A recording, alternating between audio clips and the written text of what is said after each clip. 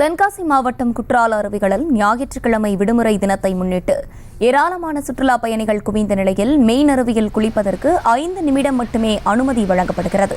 இதுகுறித்து மேலும் விவரங்களோடு இணைகிறார் செய்தியாளர் மாரிமுத்து. வணக்கம், விவரங்களை வழங்கலாம்.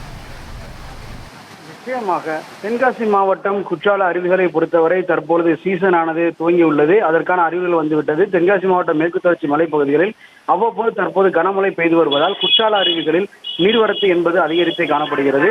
இதனால் இந்த சீசன் காலத்தில் தற்போது சுற்றுலா பயணிகள் வருகை என்பது இந்த பகுதியில் அதிகரித்துள்ளது.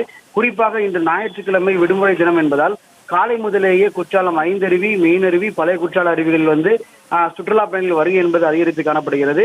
குறிப்பாக குற்றாலம் மெயின் அருவியில் அதிகாலை முதலேயே சுற்றுலா பயணிகள் வருகை என்பது அதிகரித்து காணப்பட்டது. மேலும் தண்ணீர் வரத்தும் அதிகரித்தே உள்ளது. சுற்றுலா பயணிகள் கூட்டம் அதிகமாக காணப்படுவதால் தற்போது காவல்துறையினர் அவர்கள் வரிசையில் நின்று குளிக்க அனுமதிக்கின்றனர்.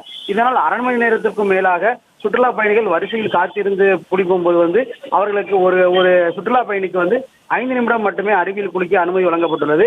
இதனால் இந்த வரிசையானது நீண்டு கொண்டே செல்கிறது. மேலும் விடுமுறை தினம் என்பதால் இந்த பகுதியில் எங்கு திரும்பினாலும் சுற்றுலா பயணிகள் கூட்டம் அலைமோதி காணப்படுகிறது. விவரங்களை வழங்கியமைக்கு நன்றி மாரிமுத்து. செய்திகளை உடனுக்குடனும் துல்லியமாகவும் தெரிந்து கொள்ள சப்ஸ்கிரைப் பண்ணுங்க.